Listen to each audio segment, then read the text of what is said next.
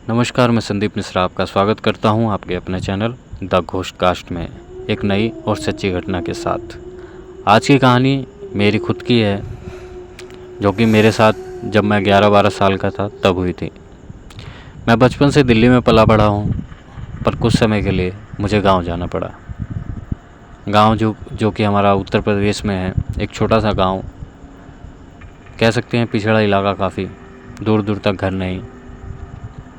हमारा जो घर था वो बाग में था। उस समय 2 घर थे, अब तो काफ़ी बन गए हैं, 3-4 घर हो गए हैं। पहले 2 घर थे, जिसमें एक हमारे बड़े पापा का और एक हमारा, और काफ़ी बड़ा बाग के चारों तरफ खेत पार करने के बाद गांव। अब हमें कहीं जाना होता था तो हम बाग से निकलते थे। एक कच्चा रास्ता, एक कच्ची सड़क बनी हुई थी जो कि हमारे बाग से निकलती थी, और 500 मीटर के बाद एक छोटा बाग था। घना पेड़ बहुत सारे थे, बेशक छोटा बाग था, थोड़ी जगह में था। वो उस रास्ते से होते, उस बाग के अंदर से होते हुए आगे जाके मेन सड़क पे मिलता था। वहीं गांव था और दूसरे गांव थे, काफ़ी घर थे वहाँ पे। अब ये जिस समय की बात है, उस समय किसी के घर में टीवी नहीं थी। बहुत कम ही ऐसे 1-2 इक्का दुक्का पूरे गांव में घर थे जिनके पास टीवी थी, वो भी ब्लैक एंड वाइट टीवी का ज़माना था। एक दिन क्या होता है कि गांव में लगती है फिल्म। अब वहाँ पे जो है, उस समय जो है, जैसे डीवीडी और सीडी प्लेयर होते हैं, वैसे पहले वीसीआर के नाम से एक प्लेयर चलता था, वीसीआर प्लेयर। तो गांव वाले कभी कभी महीने में चंदा इकट्ठा करके वीसीआर लगाते थे, और गांव के काफ़ी आदमी जाके देखते थे। मूवी लगी थी गदर, और हमें पता चला, हमने सोचा हम भी जाएंगे देखने। सब लोग एक्साइटेड थे, मुझसे बड़े मेरे 2-3 भाई और थे, तो हम सब मिलके वहाँ जाते हैं। अब तक मुझे गांव की किसी भी कहानी, भूतिया कहानी, कुछ भी नहीं पता था आसपास के इलाके के बारे में। अब क्या होता है, हम लोग रात का 8 बजे का प्लान होता है मूवी चलने का। हम लोग जाते हैं मूवी देखने के लिए, वहाँ जाते हैं। अब क्या होता है, मैं तो था छोटा, अब सब थे बड़े बड़े। अब 1 घंटा बीता मूवी देखने के बाद, मेरा हो गया मन कि मुझे घर जाना है, मुझे जाके सोना है।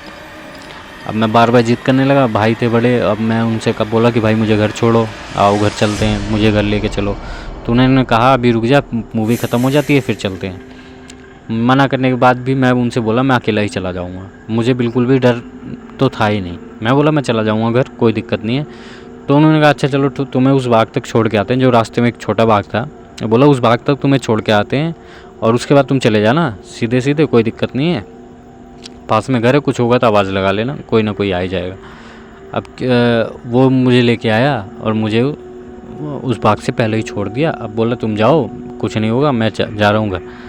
मैं भी बेखौफ सा मैं आया बाग के अंदर। जैसे ही पहुँचता हूँ, अजीब सा वहाँ पता नहीं कि एकदम नेगेटिविटी सी लग रही थी, अजीब सा कुछ महसूस हो रहा था, अजीब सा। अब मुझे कुछ ज़्यादा पता नहीं था, तो मैंने किसी चीज़ पे ध्यान नहीं दिया। मुझे पायल की आवाज़ आई, पहले पायल की आवाज़ आई, छन छन। वो आए और बंद हो जाए, तो मुझे लगा बाग में कोई होगा, कोई लेडीज़ वगैरह। अब रात का समय 8-9 बजे, क्या पता कोई आया हो प्रेस होने के लिए। पहले होता भी था, सब जंगल में जाते थे, तो मैंने ध्यान नहीं दिया। फिर जैसे ही मैं 2 कदम आगे बढ़ता हूँ, एक पेड़ की डाल ज़ोर से हिलने लगी, और सिर्फ एक डाल, ना कोई हवा चल रही है ना कुछ, वो ज़ोर से एकदम, जैसे कभी कभी बंदर बैठ के डाल हिलाता है, एकदम बिल्कुल वैसा ही। अब मुझे लगा कि कोई होगा बंदर, एक बार चौंका भी मैं, पर दिमाग में आया कोई बंदर होगा, हिला रहा होगा, कोई बात नहीं, आगे चलते हैं। जैसे मैं थोड़ा और आगे बढ़ता हूँ उस बाग के अंदर की तरफ, तो मेरे कान में जो है एकदम ज़ोर से हवा लगती है, और उस हवा के साथ एक डरावनी सी आवाज़ ऐसी थी, ओ ऐसे करके वो आई और चली गई। अब तो मुझे लगने लगा डर। अब मैंने जो है अपनी चाल थोड़ी और तेज़ की, तो जो अब तक पायल की आवाज़ बीच बीच में आ रही थी बंद हो गई। वो आवाज़ अब जैसे जैसे मैं कदम रख रहा हूँ, मेरे पीछे से ऐसा लग रहा है मेरे पीछे पीछे कोई चल रहा है। मैं जितनी तेज़ बढ़ूँ, वो भी एकदम छन छन छन छन छन छन ऐसे आवाज़ बढ़ती जा रही थी। मैं भागने लगा, पीछे से मेरे जो है वो आवाज़ छन छन छन छन छन छन छन छन। और वो भाई साहब, मेरी क्या हालत थी मैं ऐसे बता नहीं सकता। मैं एकदम बहुत बुरी तरीके से डर गया था। मैं जो है कच्ची सड़क छोड़ के सीधा खेत के रास्ते से, खेतों में से होता हुआ भागने लगा। अब वो आवाज़ एकदम जो है पीछे पीछे पीछे पीछे, वो पायल की आवाज़ एकदम आ ही रही थी। जैसे मैं अपने बाग के पास पहुंचता हूं, वो आवाज़ जो है आनी बंद हो जाती है। मैं गिरता पड़ता किसी तरीके से घर पहुंचता हूँ, सामने जाके दरवाजे के पास लेट के एकदम ज़ोर ज़ोर से रोने लगता हूँ, चिल्लाने लगता हूँ।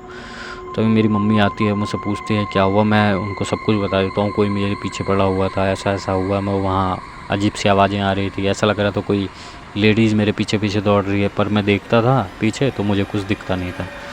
तो भाई उन्होंने उस समय तो मुझे कुछ भी नहीं कहा, ना कुछ बताया। उन्होंने कहा कोई बात नहीं, तुम खाना वाना खाओ, अपना सो जाओ, कुछ नहीं था। ऐसा हो जाता है कभी कभी। मेरे भाई आए, अब मैं तो सो गया। अब मेरे भाई वगैरह आए तो पता चला उनको रात को डांटा वाटा गया काफ़ी कि ऐसा उन्होंने क्यों किया, मुझे अकेला क्यों छोड़ दिया, जब मुझे यहाँ के बारे में कुछ पता ही नहीं है तो उसके साथ ऐसा क्यों कहा, क्यों किया तुम लोगों ने।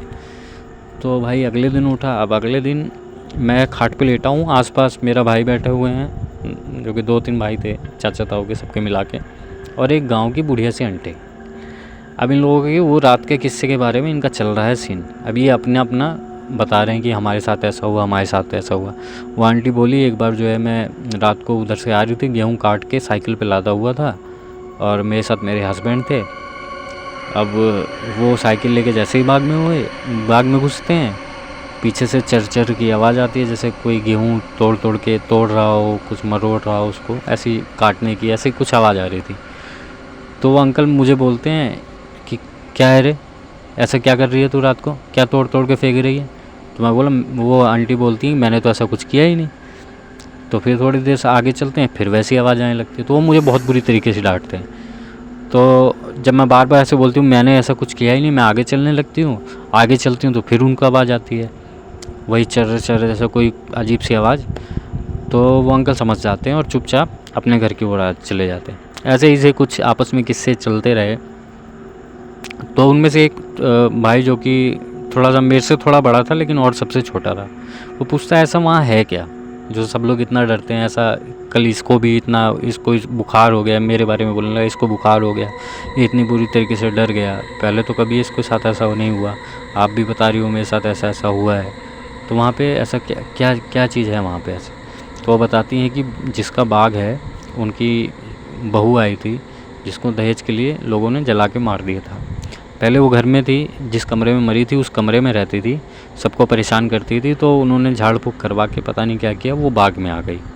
अब वो उस बाग में जो भी रात के समय जाता है वो सबको ऐसे ही डराती है, कभी कुछ करके, कभी पेड़ हिलाएगी, कभी आवाज़ों से, कभी ऐसा लगेगा पीछे भाग रही है। वो ऐसा करते हैं, जो डर जाता है उसके साथ जैसे तबीयत ख़राब हो जाए, बुखार हो जाए, इससे ज़्यादा तो कुछ नहीं होता, बीमार हो जाता है आदमी। तो ये सब भाई सुना, मुझे तो और डर लगने लगा। मैं ऐसा भाई, अब ये हुआ कि मेरे साथ जो है ये 1 हफ़्ता चला। 1 हफ़्ते बाद एक मेरा भाई गया था मार्केट। अब मार्केट से आने में उसे हो गया समय, अंधेरा हो गया, टाइम लग गया। वो उधर से साइकिल लेके आ रहा था। अब वो साइकिल लेके उधर से आता है और जो है जैसे ही उस बाग में पहुंचता है, उसकी साइकिल की अचानक से चैन उतर जाती है। चैन उतरती है, वो चढ़ाने लगता है। वो भी डर तो रहा था कि उसने कहानियाँ सुनी हुई थी यहाँ के बारे में। वो डरते डरते बैठता है, चैन चढ़ाने लगता है। अब उसको ना अचानक से पता नहीं कौन आता है और पीछे से ज़ोरदार थप्पड़ मारता है।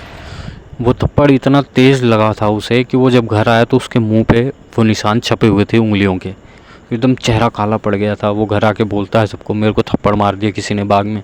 तो सब मज़े लेने लगे, बोला कोई होगा आदमी किसी, कोई मार दिया होगा तुम्हें, होगा कोई चोर चार बैठा होगा। तो उसने बोला मैंने चारों तरफ देखा, मुझे तो कुछ भी नहीं दिखाई दिया। अब मैं यो है चैन वैन तो चढ़ाई नहीं, मैं ऐसे ही भाग आया हूँ। और जब सब ने हंसी मजाक करके जब उसका चेहरा देखा तो भाई साहब उसका चेहरा पूरा यार काला पड़ा हुआ था एकदम बिल्कुल तरीके से।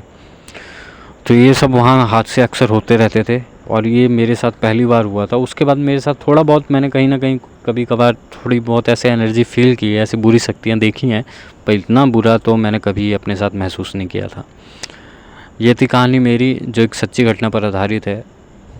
अगर आपके साथ भी कभी कुछ ऐसा हुआ है तो आप भी मुझे अपना भाई समझ के शेयर कर सकते हैं, मैं और भी लोगों को सुनाऊंगा आपकी कहानी। मिलते हैं फिर किसी नई कहानी के साथ और सच्ची घटना के साथ। तब तक के लिए नमस्कार।